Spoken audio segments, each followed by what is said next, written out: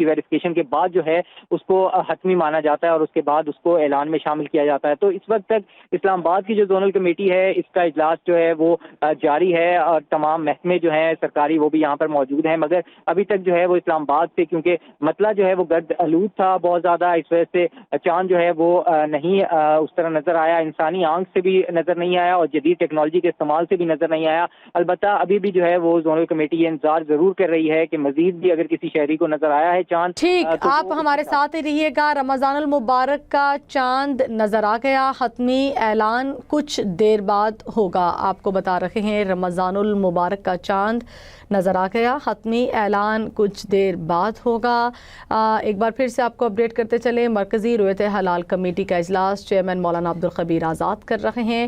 چاند نظر آنے یا نہ آنے کا اعلان مرکزی رویت حلال کمیٹی کی جانب سے ہی کیا جائے گا۔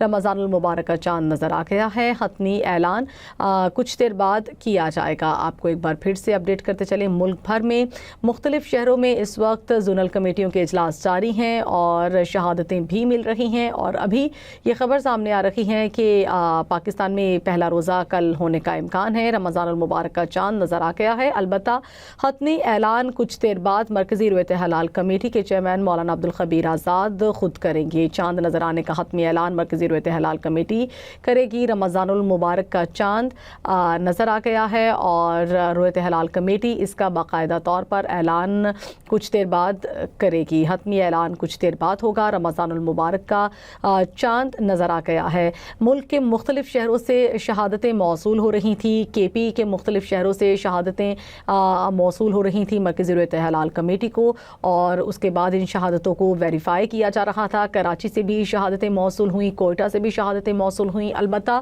ملک میں کچھ شہروں میں مطلع ابر آلود تھا، جس کی وجہ سے محکمہ موسمیات کی جانب سے پہلے ہی کہا گیا تھا کہ چاند نظر آنے میں خاصی دشواری کا سامنا کرنا پڑ سکتا ہے، اور جبکہ کے پی میں آج مطلع کلیئر تھا اور وہاں پر 40 سے زائد شہادتیں موصول ہوئیں۔ ان شہادتوں کو ویریفائی کیا جا رہا ہے، کچھ شہادتیں ویریفائی ہو چکی ہیں جبکہ کچھ شہادتوں کو ابھی بھی ویریفائی کرنے کا عمل جاری ہے۔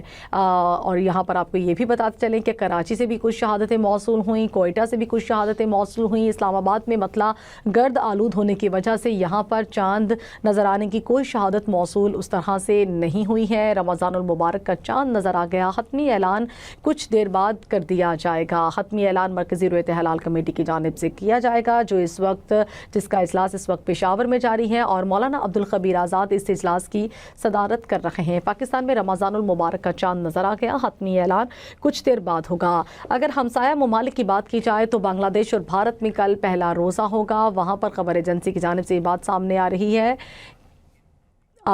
کہ وہاں پر رمضان المبارک کا چاند نظر آ چکا ہے اور وہاں کل روزہ ہوگا، جبکہ ملک بھر سے شہادتوں کے ملنے کے بعد یہ امکان ظاہر کیا جا رہا ہے کہ کل پہلا روزہ ہوگا، جبکہ حتمی اعلان کا ابھی بھی انتظار کیا جا رہا ہے، جو کہ حتمی اعلان مرکزی رویت حلال کمیٹی کی جانب سے ہی کیا جائے گا۔ ملک بھر سے ملنے والی شہادتوں کے بعد یہی بتایا جا رہا ہے کہ کل پہلا روزہ ہو سکتا ہے۔ حتمی اعلان کچھ ہی دیر میں مرکزی رویت حلال کمیٹی کی جانب سے کیا جائے گا۔